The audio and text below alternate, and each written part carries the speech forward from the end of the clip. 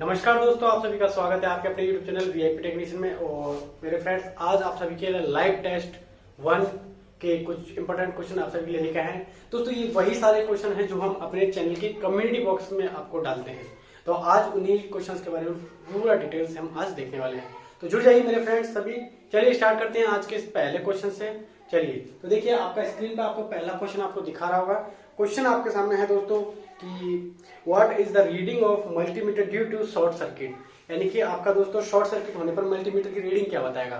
तो आपके ऑप्शन आपके सामने देखते हैं, जैसा कि आपको पहला ऑप्शन ए ऑप्शन में दिया गया है दोस्तों इन्फिनिटी, यानी कि अनंत। ठीक है, इन्फिनिटी दी गया है पहले में। दूसरे में दिया है दोस्तों आपका ऑप्शन क्वेश्चन नंबर 1 के लिए है, ठीक है, क्वेश्चन नंबर फर्स्ट का ऑप्शन है। तो इसके लिए सेकंड ऑप्शन दिया गया है दोस्तों 1 यानी इकाई। तीसरा ऑप्शन दिया गया दोस्तों आपको 0, और थर्ड ऑप्शन में आपको दिया है, और फोर्थ ऑप्शन में दिया है दोस्तों आपको कोई भी नहीं, नॉन ऑफ दीज, कोई भी नहीं। तो आपके सामने क्वेश्चन है कि शॉर्ट सर्किट होने पर आपका जो मल्टीमीटर है दोस्तों वो क्या रीडिंग दिखाएगा। देखिए दोस्तों, जब आपका ये मान लीजिए कोई एक अपना एक लैंप लगा हुआ है, यहां पर एक आप बैटरी लगा देंगे। यहां पर आप देखिए दोस्तों, अगर मान लीजिए अगर ये लैंप आपका शॉर्ट सर्किट हो गया, शॉर्ट सर्किट का मतलब यानी कि पॉजिटिव और नेगेटिव वायर दोनों दोस्तों आपस में एक दूसरे के टच में आ जाए विदाउट लोड। ठीक है, यानी कि दोनों वायर एक दूसरे के टच में आ जाएंगे बिना किसी लोड को, यानी कि ये लैंप को छोड़कर आपस में शॉर्ट टच में आ गए। देन दोस्तों क्या होगा कि करंट की वैल्यू क्या रहेगी, यानी जब शॉर्ट सर्किट होगा यानी कि आपका कोई रेजिस्टेंस उसके बीच में देगा तो करंट पूरा का पूरा करंट पार हो जाएगा, यानी कि करंट की वैल्यू इन्फिनिटी हो जाएगी, बहुत ज्यादा हो जाएगी उस समय में। क्यों? क्योंकि करंट पूरा का पूरा उसमें पास हो जाएगा। अगर कोई रेजिस्टेंस बीच में आएगा, करंट को कौन रोकता है? रेजिस्टेंस रोकता है। जब आपका लैंप बीच में आएगा ही नहीं, इसका मतलब आपका लैंप जब बीच में नहीं आएगा तो आपका करंट पूरा का पूरा फ्लो होगा, यानी कि इन्फिनिटी करंट। तो इसमें पूछा गया कि शॉर्ट सर्किट होने पर मल्टीमीटर की रीडिंग क्या होती है, तो इन्फिनिटी हो जाएगी। क्या हो जाएगी दोस्तों? इन्फिनिटी, यानी आपका अनंत, उसके अंदर आंसर राइट हो जाएगा। क्लियर है? चलिए नेक्स्ट क्वेश्चन की ओर हम चलते हैं दोस्तों। क्वेश्चन संख्या 2 आपका है कि ऑटो ट्रांसफार्मर में कितनी वाइंडिंग होती है। चलिए इसको मिटा देते हैं, नेक्स्ट क्वेश्चन की ओर चलते हैं कि आपका ऑटो ट्रांसफार्मर में कितनी वाइंडिंग होती है। How many winding are there in a auto transformer. Question संख्या हमारे सामने आ गई दोस्तों 2। तो आपका बताइएगा कि ऑटो ट्रांसफार्मर में आपकी वाइंडिंग कितनी होती है। तो ये सिंपल सी बात है, आपका ए ऑप्शन में है दोस्तों, जल्दी से आंसर दीजिए 1। बी ऑप्शन यानी 2 ऑप्शन में है दोस्तों आपको 2, और 3 ऑप्शन में है दोस्तों आपके लिए 3, और 4 ऑप्शन में है दोस्तों 4। तो सिंपल सी बात है, आपको इतना तो पता ही होगा कि किसी भी ट्रांसफार्मर में 1 या 2 से ज्यादा वाइंडिंग होती नहीं है। तो आप इन सबको तो हटा सकते हैं, 3 और 4 को, ये तो वैसे कट हो जाएगा। अब आपको पूछा है ऑटो ट्रांसफार्मर का, तो आपको याद होना चाहिए दोस्तों ऑटो ट्रांसफार्मर में एक ही वाइंडिंग होती है, राइट आंसर हो जाएगा ए। ऑटो ट्रांसफार्मर में एक ही वाइंडिंग होती है। इसी को दोस्तों आप क्या है प्राइमरी यूज ले सकते हैं ऐसे, और इसी को आप सेकेंडरी यूज ले सकते हैं। कैसे लेंगे आपको मैं बता देता हूँ डायग्राम। ये देखिए आपका एक कॉइल है, अब ये ऑटो ट्रांसफार्मर बन गया है। क्यों? अगर इसी ये मान लीजिए आपने इसको क्या मान लिया दोस्तों, प्राइमरी मान लिया है। अगर इसी कॉइल के बीच में से कहीं से भी आप दो वायर निकाल लेते हैं टर्मिनल पे क्रॉस करके, इसको आप सेकेंडरी बोल सकते हैं। क्या बोल सकते हैं दोस्तों? सेकेंडरी। यानी कॉइल तो एक ही रहेगी, लेकिन उसी में से बीच में से आपने कहीं से वायर निकाल लिया है, इसलिए इसको कहेंगे आप, इसको सेकेंडरी कहेंगे। तो ये इनपुट रहा, इसलिए इसको बोला आपने प्राइमरी। ये इसका आउटपुट रह गया दोस्तों, क्या रह गया? आउटपुट रहा, इसलिए इसको आप सेकेंडरी बोलेंगे। तो इसका मतलब आप समझे कि स्टेप ये कौन सा है, डाउन प्रकार का। हालांकि स्टेप अप भी हो सकता है, अगर आप इसको एज ए प्राइमरी यूज ले लें और इसको आप एज ए सेकेंडरी यूज ले लें। तो इसका मतलब कह सकते हैं कि जो आपका ऑटो ट्रांसफार्मर होगा उसकी वाइंडिंग तो एक रहेगी, लेकिन उसमें दोस्तों आप कह सकते हैं कि स्टेप अप भी होगा और स्टेप डाउन भी होगा। ठीक है, तो दोनों ही प्रकार का ऑटो ट्रांसफार्मर होता है, स्टेप अप भी होता है, स्टेप डाउन भी होता है, और वो प्राइमरी या एक ही वाइंडिंग से यूज किया जाता है। चलिए नेक्स्ट क्वेश्चन की ओर चलते हैं दोस्तों। आपके सामने नेक्स्ट क्वेश्चन आपकी स्क्रीन पर दिखाएगा कि लैंप का पावर फैक्टर होता है। चलिए इसको मिटा देते हैं, क्वेश्चन संख्या 3 की ओर हम चल लेते हैं। तो 3 में आपको बताएगा दोस्तों कि लैंप का पावर फैक्टर होता है, यानी कि आपका the power factor of the lamp is, यानी कि लैंप का पावर फैक्टर होता है। चलिए, तो क्वेश्चन संख्या आपके सामने 3 आपकी ऑन स्क्रीन दिखा रहा होगा। चलिए इसके ऑप्शन अगर हम देखते हैं तो ए ऑप्शन में हमको दोस्तों दिया है 0.9 यानी 0.9 दे दिया है। बी ऑप्शन अगर बात करें दोस्तों, तो बी ऑप्शन में हमको दिया है 0.8 दिया गया है, यानी 0.8 हो गया। सी ऑप्शन में दिया है दोस्तों आपको 1, और डी ऑप्शन में आपको दिया गया है दोस्तों क्या, 0। तो आपका यदि लैंप का पावर फैक्टर, अभी आपने देखिए दोस्तों लैंप आप जब देखते हैं तो ये लैंप जब आपका इस तरीके से होता है, डायग्राम थोड़ा सही नहीं बन पाएगा, देख लीजिएगा, ठीक है। मान लीजिए ये आपका नॉर्मल लैंप होता है।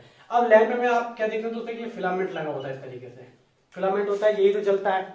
अब आप ये देखते हैं कि ये फिलामेंट है, किसका है दोस्तों, सबसे पहला तो आपको ये भी याद रखना है। तो आपके ऑप्शन होंगे जैसे कि नाइक्रोम होगा, यूरेका होगा, टंगस्टन होगा। तो आपको याद रखना दोस्तों ये किसका होता है, टंगस्टन का। किसका रहता है, टंगस्टन का। तो ये जो फिलामेंट होता है दोस्तों, ये फिलामेंट होता है टंगस्टन वायर का, किसका, वायर का। और वायर के अंदर ना तो उसमें कोई कैपेसिटर यूज किया है, ना कोई इंडक्टर यूज किया है, आपने सिंपल वायर है। और वायर में दोस्तों ना तो धारा पिछड़ेगी ना धारा लीड करेगी, आगे पीछे नहीं होगी, इसलिए इसका पावर फैक्टर जो होगा दोस्तों, यानी पीएफ की जो वैल्यू हो जाएगी इसके अंदर, वो होने वाली है दोस्तों इकाई। तो आपको याद रखना है, जहां भी इस प्रकार का कुंडली नुमा कोई भी चीज यूज आती है, जैसे कि आपका आप कह सकते हैं हीटर हो सकता है, आपका प्रेस हो सकता है, आपका विद्युत टोस्टर हो सकता है, आपका लैंप हो सकता है। तो जितने भी ये मतलब जो ये कॉइल वाले जो यंत्र रहेंगे, वो सारे ही आपका इकाई पावर फैक्टर यानी एक पावर फैक्टर पर वर्क करने वाले हैं, एज ए डीसी वर्क करते हैं, ठीक है दोस्तों। तो इसमें आपको ये कर देना है। चलिए आगे अगले क्वेश्चन की ओर चलते हैं। क्वेश्चन संख्या इसको नीचे देख लेते हैं, 4 नंबर को। तो आपके स्क्रीन पर दिखा रहा होगा कि विद्युत का सर्वोत्तम चालक है। तो बताइए दोस्तों इलेक्ट्रिसिटी का मोस्ट पावरफुल कंडक्टर कौन सा है। ए ऑप्शन में आपको दिया गया है दोस्तों, ऑप्शन ए में एल्यूमिनियम, बी ऑप्शन में आपको दिया गया है चांदी, ठीक है, इसको हम सीरीज वाइज भी बिठाएंगे। और सी ऑप्शन में आपको दिया है कॉपर यानी कि आपका तांबा जो होता है, और डी ऑप्शन में आपको दिया गया दोस्तों आपका सोना। चलिए तो देखिए यहाँ पर आपको ऑप्शन दिया है, तो मोस्ट पावरफुल इंडक्टर जो आपका इलेक्ट्रिसिटी का होना चाहिए, तो एल्यूमिनियम ज्यादातर हम यूज करते हैं, लेकिन ये सस्ते होने की वजह से करते हैं। चांदी ये सबसे मोस्ट पावरफुल आपका कंडक्टर कहलाएगा, यानी 1 नंबर पे आपका होगा ये। तो इसका आप आंसर देंगे राइट में। बहुत बार पूछा जाने वाला क्वेश्चन है, बहुत सिंपल क्वेश्चन है, इसलिए जनरली दोस्तों कॉपर और चांदी में हम कंफ्यूज हो जाते हैं, क्योंकि कॉपर हम बहुत ज्यादा यूज करते हैं, चांदी कम यूज करते हैं, लेकिन चालक की अगर बात करें तो सबसे ज्यादा चालक आपका चांदी ही होता है, सबसे अच्छा चालक। क्यों, अब देखिए कॉपर, रही बात कॉपर की, तो कॉपर आप ज्यादा यूज करते हैं, लेकिन ये क्यों करते हैं, क्योंकि सस्ता होता है, इस वजह से ये महंगा वाली वजह से ज्यादा यूज नहीं कर सकते। लेकिन कंडक्टिविटी अगर देखी जाए तो चांदी की सबसे अच्छी होती है। तो 1 नंबर पे आपकी हो जाएगी चांदी, 2 नंबर पे आपका दोस्तों कॉपर हो जाएगा, 3 नंबर पे आपको हो जाएगा एल्यूमिनियम, और 4 नंबर पे हो जाएगा दोस्तों आपका सोना। चलिए तो कहीं इसको इस तरीके से मत डिसाइड कर लेना कि महंगा होने की वजह से सोना को आप अच्छा बता दें, या सस्ता होने की वजह से कॉपर को आप अच्छा बता दें, ठीक है। तो ये आपको इसका सीरीज भी याद रखना होगा। चलिए अगला क्वेश्चन इधर देख लेते हैं। क्वेश्चन संख्या आपके सामने आ गई है दोस्तों 5 नंबर के क्वेश्चन में क्या है, वोल्टाइक, डिस्प्ले पे देखिएगा, वोल्टाइक सेल का वोल्टेज होता है। तो वोल्टाइक सेल जो वोल्टा नामक वैज्ञानिक ने बनाया था दोस्तों, ठीक है, 2500 ईसा पूर्व पहले। चलिए तो इसका हम बात करते हैं। ए ऑप्शन में आपको दिया गया है दोस्तों, हाँ 19वीं शताब्दी में बनाया था, हाँ 4.141, ठीक है। सेकंड बी ऑप्शन आपको दिया गया है दोस्तों 1.1, और सी ऑप्शन में दिया गया है दोस्तों 1.5, और डी ऑप्शन में आपको दिया गया है दोस्तों 2.2। चलिए तो आपका वोल्टाइक सेल का वोल्टेज आपको बताना है।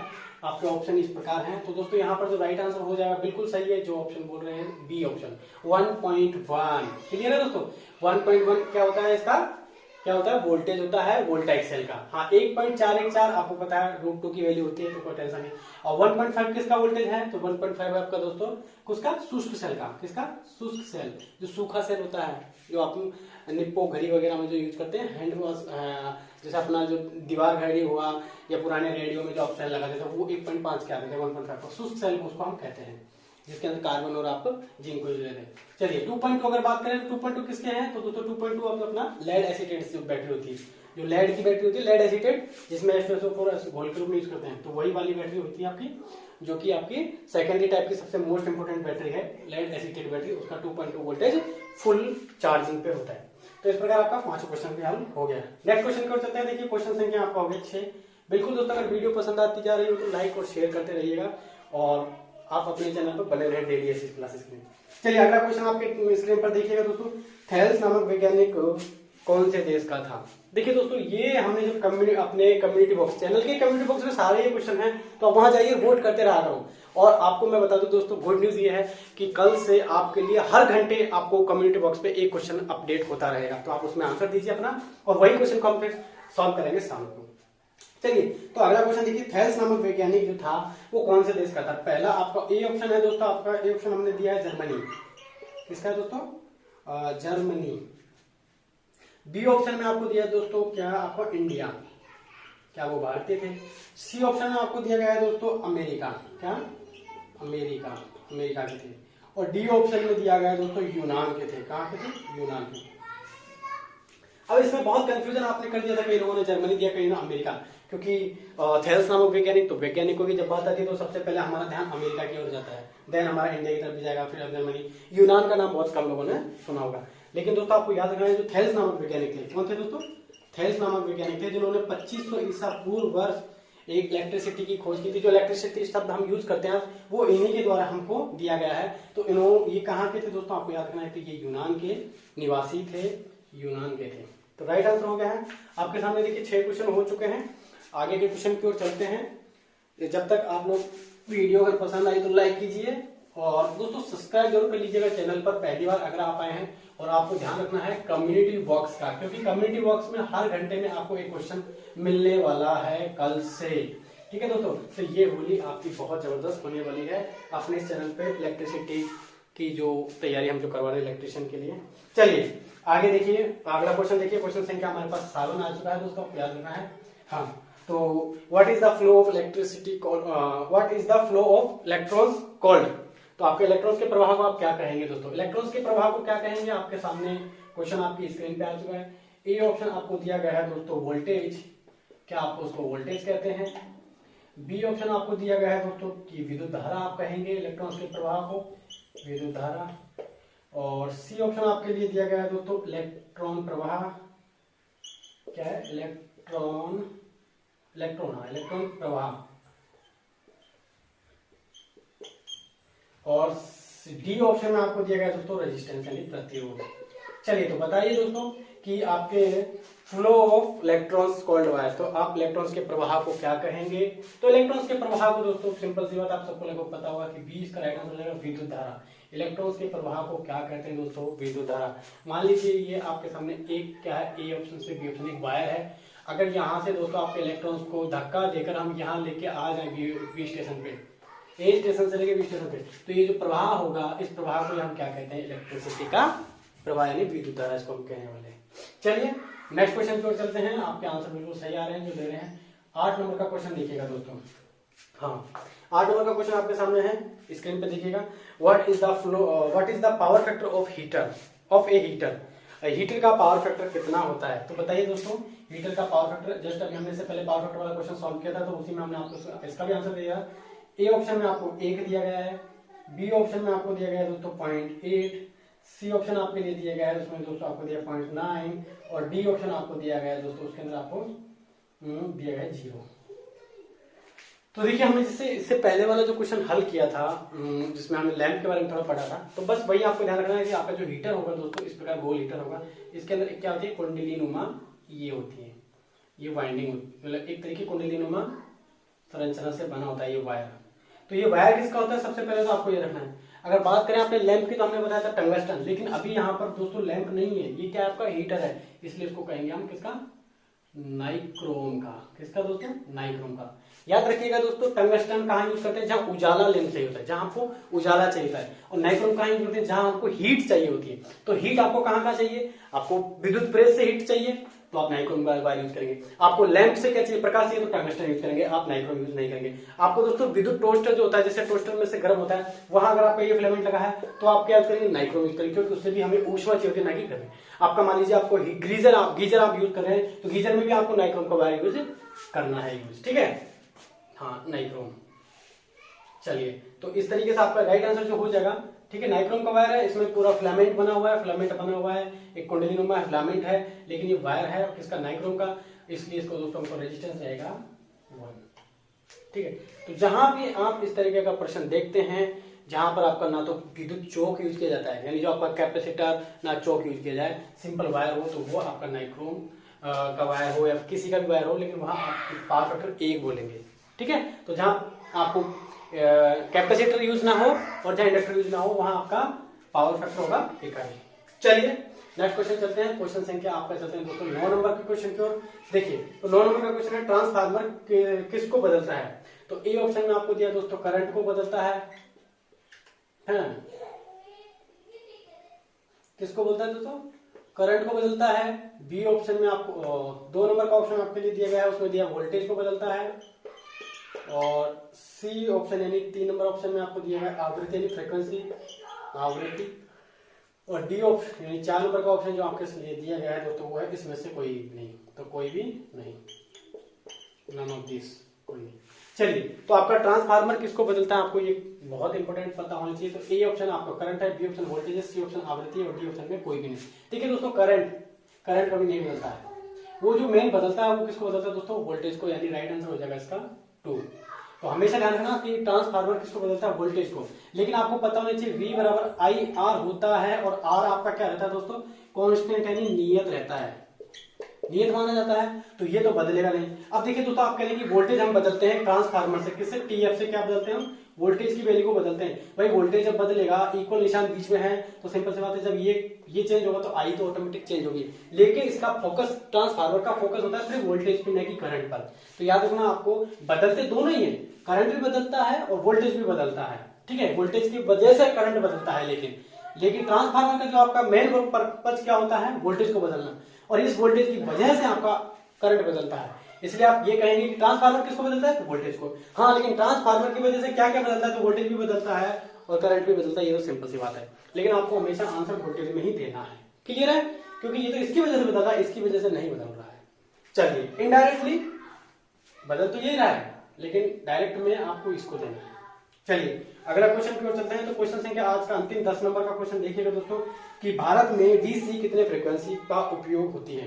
देखिए दोस्तों इस क्वेश्चन को जब हमने कम्युनिटी बॉक्स में डाला था तो बहुत ज्यादा लोगों ने बिना क्वेश्चन को पढ़े लोग इसके आंसर मार दिए थे, इसकी वजह से इसमें आंसर ज्यादा गलत आया था। तो पहला ऑप्शन आपका 50 हर्ट्ज है।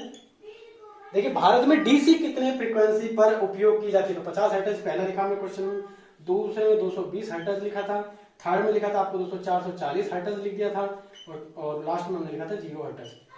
तो आपको याद रखना दोस्तों जब डीसी की बात होती है तो भारत हो चाहे और अदर कंट्री कोई भी हो, आपको जब बोल दिया जाए कि डीसी ही है तो डीसी मतलब डायरेक्ट करंट है, इसका मतलब उसमें नो कोई भी फ्रीक्वेंसी नहीं होगी, तो उसका हम कहेंगे 0 हर्ट्ज के ऊपर उसका उपयोग किया जाता है। चलिए तो दोस्तों आज की इस शॉर्ट क्लास में हम चेक कर रहे हैं, आप लोगों से फीडबैक भी लेंगे कि क्या इस तरीके की क्लास हम आपके लिए चला सकते हैं जिसमें आपको क्वेश्चन के लिए ऑन स्क्रीन दे दिया जाएगा और उसका हम सॉल्यूशन आपको ऑन बोर्ड कराएंगे। चलिए तो दोस्तों आज के लिए इतना ही, मिलते हैं और एक जबरदस्त वीडियो के साथ कल। और कम्युनिटी बॉक्स पे याद रखिएगा दोस्तों आपको डेली हर 1 घंटे में एक क्वेश्चन अपडेट रहेगा, तो आप उसका आंसर जरूर दीजिएगा जाके और कमेंट्स उसमें जरूर कीजिए आपको क्या उसमें क्वेश्चन में लग रहा है। सारे क्वेश्चन को हम शाम को इसी तरह के वीडियो से हल कराएंगे आपको। चलिए तो आज के लिए नहीं दोस्तों, हैप्पी होली आप सभी के लिए। ये होली बहुत ही कलरफुल रहे, आप एक अच्छी जॉब प्राप्त करें।